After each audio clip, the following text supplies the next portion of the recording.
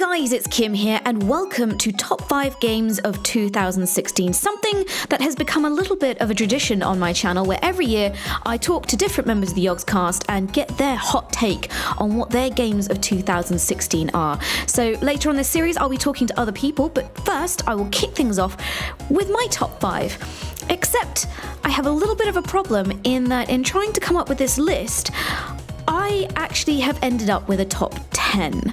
And I thought about trying to cut this list down, but I thought, you know what, if anyone's going to do a top 10, it's going to be me. And in previous years, people have taken the mickey with this series and they've done top 7, top 5 that is all games that have actually been out for many years and stuff like that. So if I'm going to finish this series off, it's going to be me doing a 10 because I can. Now, first off, before we even begin the 10, I'd like to give an honourable mention to both Pokemon Sun and World of Final Fantasy, which were contenders for the list, but kind of missed out there in that I found them a lot of fun, but not quite up there on the sort of definitive games of this year for me. Now, this list is a very personal list, so this is my top 10. So a lot of you probably won't agree with some of it, but that's fine because that's your opinion and this is my opinion. And I encourage you in the comments below to tell me what your top 5 games or top 10 or top whatever, 7, 15, 100 of this year are, and let me know in the comments below. But before further ado, let's get on with the 10. So at number 10, it's a game I played a lot earlier this year, and it is Oxenfree. In fact, probably one of the first proper games I played at the beginning of this year. It's an indie title. It was about a group of teenagers going onto an island and experiencing some very strange interaction with aliens. And that's the thing, is the wonderful story, is the story unfolded. Were they aliens? Were they ghosts? Were they things from another dimension? And I really loved the way it explored it. I loved the way the story unfolded. I loved the soundtrack. I liked the kind of inclusion of scientific things like radio frequencies, a little bit of maritime history as well in there with previous soldiers going missing and things like that. And it was one of these really nice, really quite stylish games with an amazing soundtrack and a really intriguing story that just had me hooked. And I think actually set us up quite nicely for the Netflix series Stranger Things.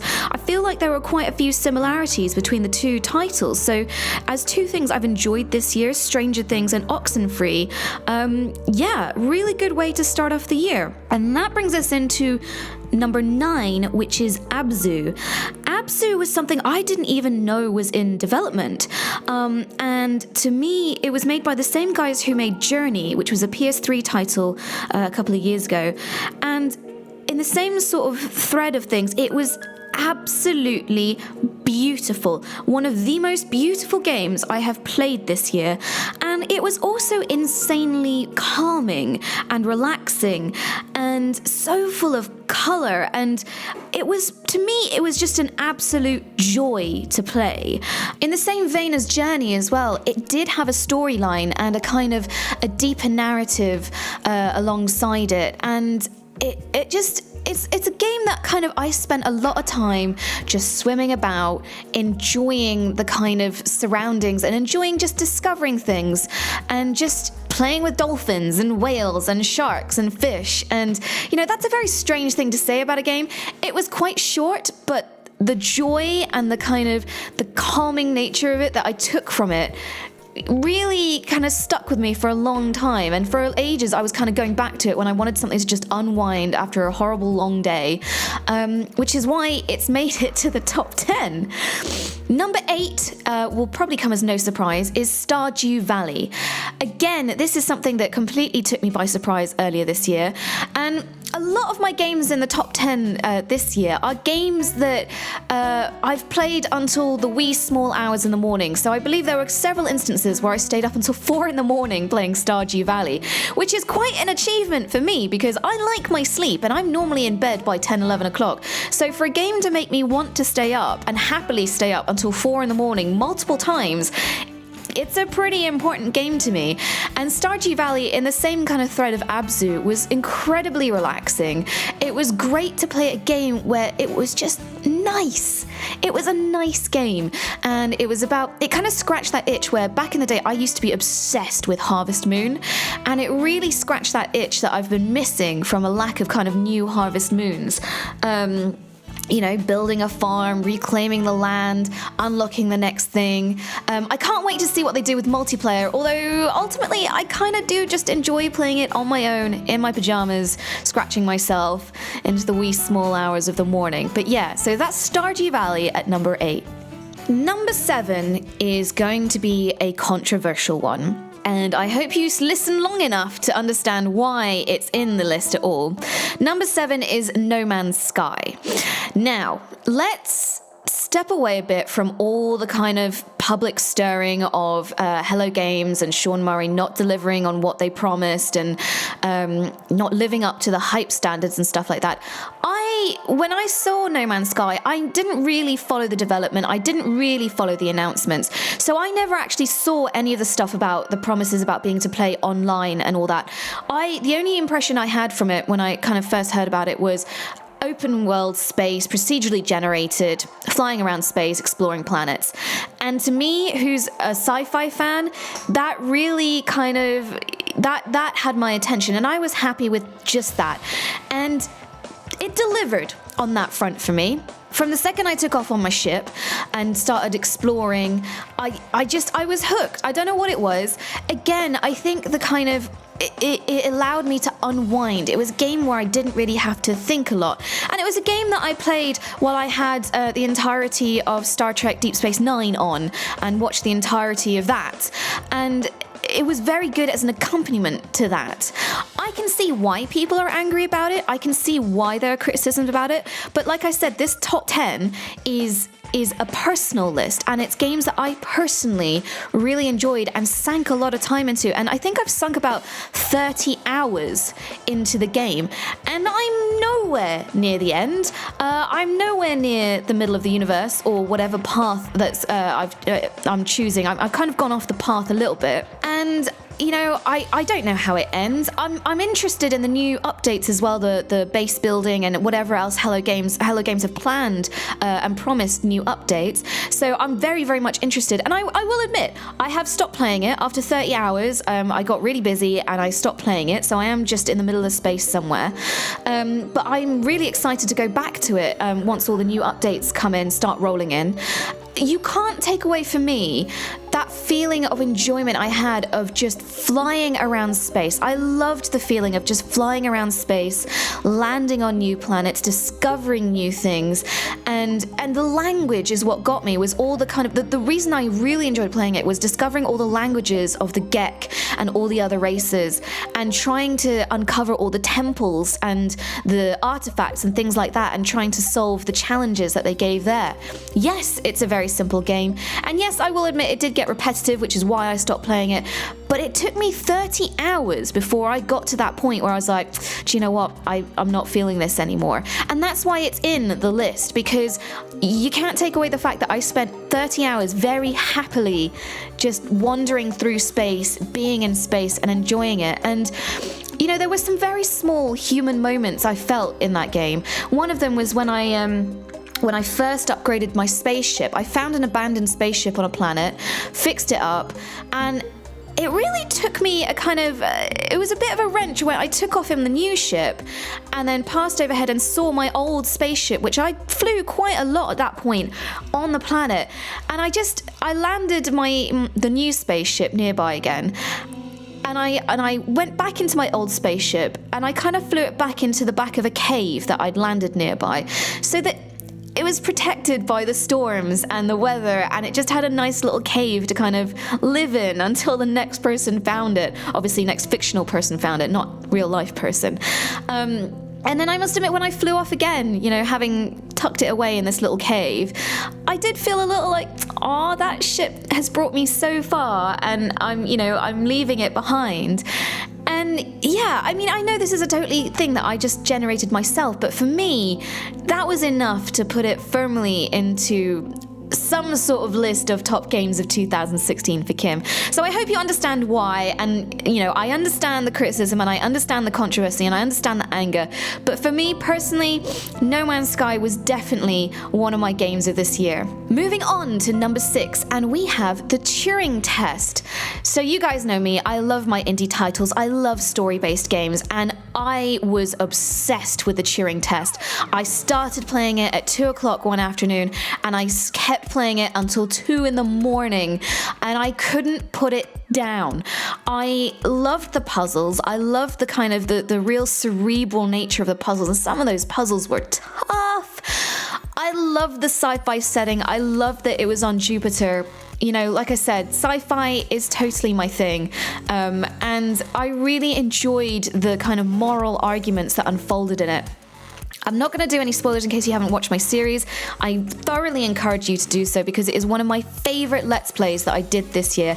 I also happened to meet the voice actor for Sarah, and she's one of the nicest people in the world.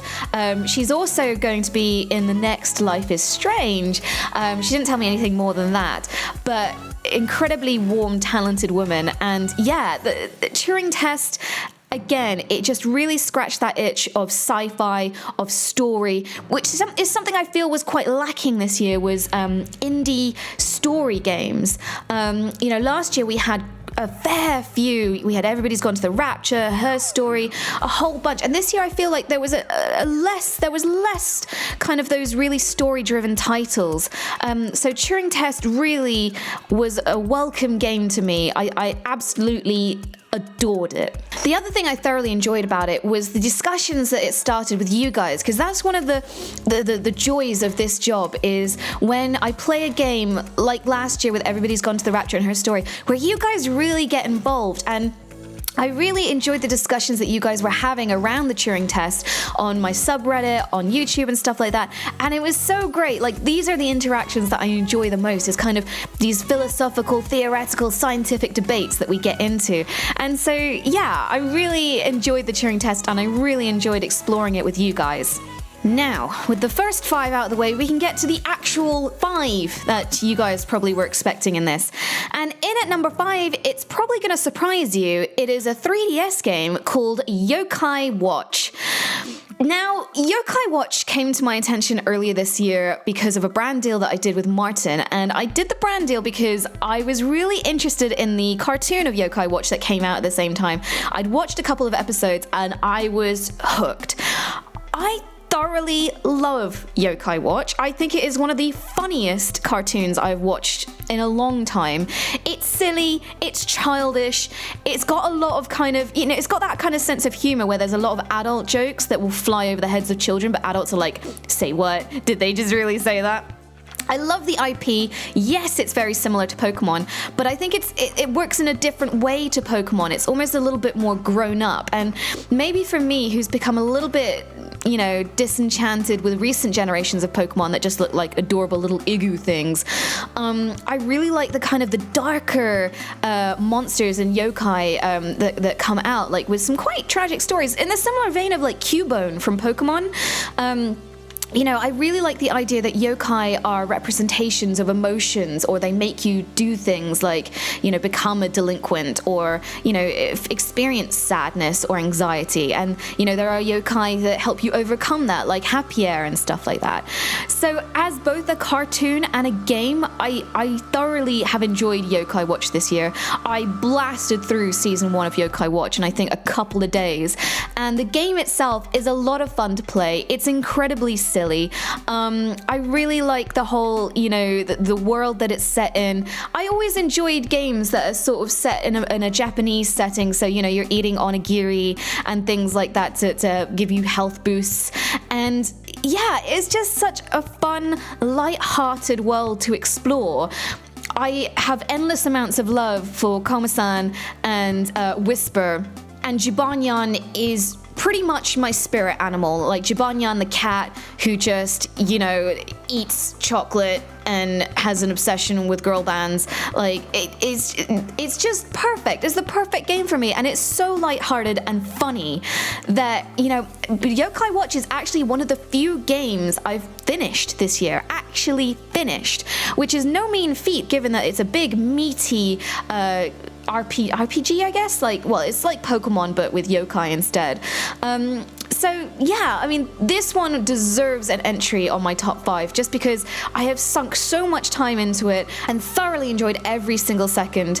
And if you haven't watched Yokai Watch, I suggest you do, because it's so silly and it will just make you grin. It's a very knowing IP, it's a very knowing brand of jokes, and yeah, it just made me grin from ear to ear. Anytime I was feeling a bit blue, I'd just bust out some Yokai Watch and I'd be smiling so much like 5 minutes later. In at number 4, and it's another game that actually, the more I think about it, is similar to why I like Yokai Watch, and that is Paper Mario Color Splash.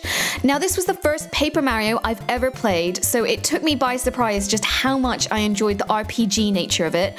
I really enjoyed the color, I enjoyed the life, and I enjoyed the really dark sense of humor.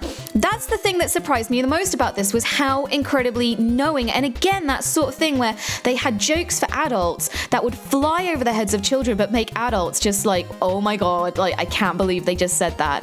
I loved how incredibly knowing it was when Bowser turned up to steal Princess Peach and everyone was like, oh my god, who could see this happening?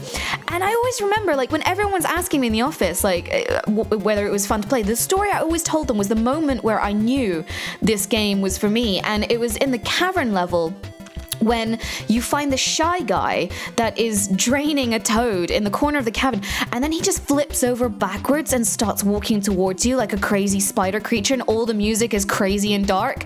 And I was just doing that battle like, what the hell is going on? I just absolutely love it. The sense of humor, like, kept me coming back. Like, the jokes, the knowing nods, the darkness and the black comedy of it all, absolutely wonderful, and I have an absolute riot with it. There's still tons of the game for me to play, and I'm gonna have to play a lot more of it. I need like 3 more Christmases to get through all these games, but even though I haven't finished it, Paper Mario definitely had to make it on the list just for the amount of joy it brought me. In at number 3, and this may surprise you, as it's an odd title that, again, I knew nothing about until literally it was released and a copy was put on my desk, and that is Dragon Quest Builders. And when I first played it, I was incredibly cynical about it, because I was like, Minecraft for Dragon Quest? Please. But I started playing it, and I got hooked. I was thoroughly and utterly hooked. I really enjoyed the building nature of it. It's quite simple. It's a little bit annoying because it doesn't have the kind of tactileness of Minecraft. But regardless of that, I really enjoyed the building, maybe because I enjoyed the kind of creativity, but it was limited a bit, so you almost felt like you could complete buildings, you could complete structures. I really liked the storyline as well. You know, I love that you're this builder, and I love that you, as the main character, questions at every opportunity. Why am I the one who has to bring this world back? Why is it me? Why is everyone asking me to, like, come on, I just want to go over there and eat noodles, you know? And I again, God, this is really becoming a theme of this year, isn't it? The sense of humor was really sassy, really fourth wall breaking, and really knowing, where people were just like, you know, all the characters were kind of ragging on you to kind of get everything done, and you were just like, I don't want, why do I have to fight the dragon? Why can't you? Why am I the only person in this world who has the power to build? How is that a thing? I love that. I love that that is the main thing of the whole game, and it gets questioned at every opportunity about how dumb it is that this whole game is based around the concept that you are the only one in the world who has the power to build things. And I loved it. Absolutely loved it. It's actually another game that I've actually managed to finish this year.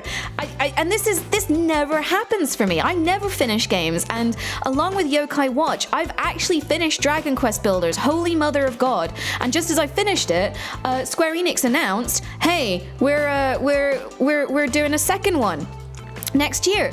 So I can't wait for it to come out. So again, another game I totally didn't expect to, I expected to be thoroughly cynical about it, just to kind of Dragon Quest trying to rip off Minecraft and Minecraft's success. And I think they made I think the merging of the Dragon Quest world and the materials and the monsters and things like that merged with the kind of everyone's love of building, because everyone loves building stuff. You just look at how popular Lego is, and I think they really nailed the kind of balance, and they nailed the tongue-in-cheek humor, and it was a really satisfying experience for me. And as anyone who joined me on my streams for Chapter 3, where I was doing terrible Australian accents for all the muscly bodybuilders, it had a wicked sense of humor, an absolutely tongue-in-cheek, loving sense of humor about the fact that, especially in Chapter 3, you were in the middle of the desert building up this village with a whole bunch of bodybuilders who were just running around flexing their pecs all the time. What a game. What a game. I absolutely love it. So here we are with the top 2, and this is where it's going to get weird, I think. In at number 2 for me is Final Fantasy 15. A late entry that initially I thought wouldn't make it to the top 5, but would get an honorable mention just because I didn't think I would have enough time to play it. But from the second I started playing it, I haven't stopped. And it's a game that anyone who knows me knows I have been so worried about. And it's almost like I've been protecting myself in recent years. The longer it took to develop, the longer it took to come out, the more I kind of grew more cynical. But I think a lot of it was me just trying to protect myself, and the eventual disaster that it would be rubbish, that I'd be like, yeah, well, I knew it would be, and it wouldn't hurt, because all I've wanted in these years, that in the void that Final Fantasy 13 left in our hearts, was a good Final Fantasy game. And oh my god, I have fallen, guys. I have fallen head over heels in love. And I was so cynical. I didn't believe that the 4 boys on a road trip would work.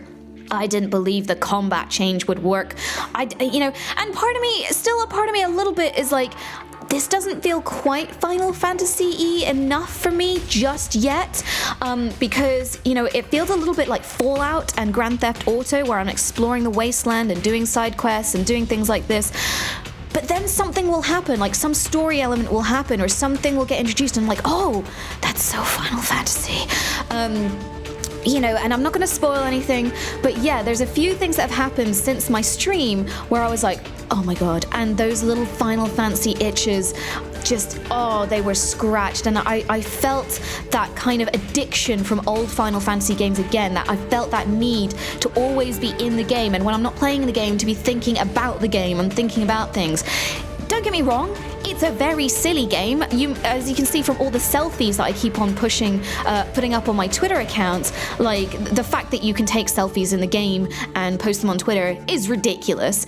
But I kind of like that Square Enix seems to have found its sense of humor again, because somewhere along the way, Final Fantasy became this very serious, very emotional, very dramatic series, and I felt that with 13. It was so serious, and when I do my annual replays of Final Fantasy VI, Final Fantasy was really funny. 6, 7, 9 had a really funny sense of humor in it. And I feel like that got lost in this kind of need to have an emotional story, that was very dramatic and very big and world is ending. And that sense of humor left. And I feel like they've brought that back. Final Fantasy is funny again. It pokes fun at itself again. I think the moment that I just kind of rolled over and was like, okay, you've got me. You've broken through my rocky exterior and you've got me, was when I finished a battle with a bunch of crabs and prompto started singing the Final Fantasy Victory tune, and the guys took the mickey out of him and were like, what are you doing, you dork? And he was just like, I love it. I just love singing the song. And I was like, because that's what I do. When I play Final Fantasy and I win, I start going da da da da da da da da. And here's a character in the game doing it with me. And that's, I think, the moment where a light bulb went off in my head and I was like, okay, you've won. You won, Square Enix. So I'm thoroughly excited to see where the rest of the game takes me. I've heard that it does slow down, although the devs do appear to be patching that and fixing it up. I think that the release of Final Fantasy XIV: A Realm Reborn really helped Final Fantasy XV a lot. I feel like the way they design the dungeons and bosses and things like that, and even just adapting the combat onto a controller pad, which I think 14 does really well, adapting an MMO, a PC MMO, onto a PS4 controller. I think the control screen they came up with works really well. I think that went a long way to helping Final Fantasy XV deliver in those areas. Like, some of the little dungeons I've been in so far really remind me of the MMO, and some of the bosses as well. So yeah, Final Fantasy XV, you won, my friend. You won. And yeah, so I can't wait. I won't lie, I cannot wait to delve further and further and further and lose myself into it. At this point, I should mention there are probably a couple of things that you guys expected to be on this list that haven't made it. And it's simply because I haven't had a chance to play them this year. I've got them, I just haven't had a chance to play them. And I'm hoping to kind of delve in over the Christmas break and get into them. But those titles are Dishonored 2, Deus Ex, Firewatch, Fire Emblem Awakening, and The Last Guardian. And those games, I imagine, would have made it up onto this list. But yeah, I haven't had a chance to play them. But I am very much looking forward to playing them. So with Final Fantasy XV and everything else out the way, what is going to be Kim's number one game of 2016? Now, this will probably be the most surprising thing of all, especially because it surprised me. It's Overwatch. I know, right? I never thought a shooter, a PvP shooter would make it into my list, let alone smash all the way up to the number one spot over Final Fantasy and sci-fi stuff and all that. But Overwatch has wholeheartedly consumed my existence this year. I was cynical. I only played it on stream because Duncan dared me to. And from the minute I started playing, God help me, I was hooked. And when I look at my Battle.net, I sunk something like 50, 60 hours into this goddamn game this year. And when I talk about earlier about games keeping me up until 5 a.m., this has kept me up until 4 or 5 a.m. many, many times, playing it with friends. And I think the thing that really grabbed me was the mix of characters and that sort of merging of shooter, FPS, kind of PvP combat with Blizzard's sort of World of Warcraft expertise and their knowledge of things like tank classes, support classes, defense, offense, and all that. And it meant that I could find characters that suited my playstyle. I traditionally play support characters because I'm just not good enough to be a sniper. I don't have the accuracy to be the kind of the delicate shooters and stuff like that, the very primed shooters. So I thoroughly enjoy playing supports like Mercy, Lucio, and Junkrat, of course, my Bay Junkrat, you know, and I've managed to do really cool things in really high profile, like high level fights that, you know, that I wouldn't normally able to do if there was something like Call of Duty or Battlefield or something like that. And I think that's why Overwatch is such a great title, because people who don't normally play FPSs, who don't normally play PvP, can easily find a character or a style that suits them, and they can be, you know, it's that sense of achievement and that sense of feeling that I actually did something in this fight. I helped my team, that kept coming back and back and back and back. And also, I love the character designs. I love that there's such a wealth of male characters, of female characters, of races, different, you know, monkeys, aliens, robots, ninjas, cyborgs, you know, and I really love the fact that it's not just kind of, you know, white dude, you know, and token female. I love that it's a really amazing mix of different characters who have different playstyles, different weapons. So it's not just all shooty gun. You've got turrets, you've got swords, you've got shurikens, you've got ice guns, you've got floating metal balls, you know, you got all kinds of crazy weapons that I think is really, really creative. And the levels are great. The levels really allow you to have strengths and weaknesses and excel. And the best times that I've had is when I've played with my friends, a lot of whom are from the community Discord, and we'll have a terrible series of games. And then we'll have that one moment in a game where everything comes together and everyone's just on fire and everyone like backs each other up and like, oh god, like one character goes down but another character picks them up, and then one character flanks and takes down the sniper and another person does this, and you just get that overwhelming sense of teamwork and like, yes, we did this, oh my god, we got there. And there's been insane moments where that's happened and it just feels freaking awesome. And yeah, I haven't had that kind of teamwork feeling or experience in any other game for a long time. And I kind of like the funniness you get. Like, okay, so you do get your fair share of people, you know, being incredibly rude and calling you rude words and being like, oh my god, you know, ban this player and all that. But more often than not, I've had such a friendly experience where, like, you know, when we've stomped on an opposing team, they've been like, actually, yeah, you guys deserve that. You did some crazy cool stuff there.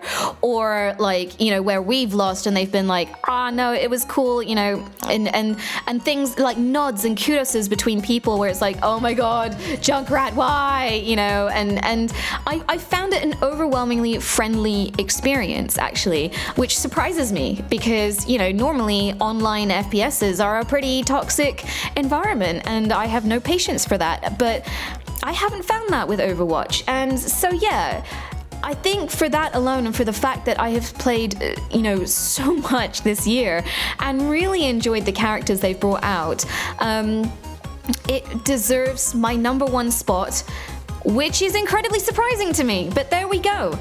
So that is 2016. What an insane year. Let me know in the comments below what your top games of 2016 have been, and I will be joined in the following weeks by other members of the Yogscast to see what their lists got up to. So thank you very much for listening, guys, and I'll see y'all later.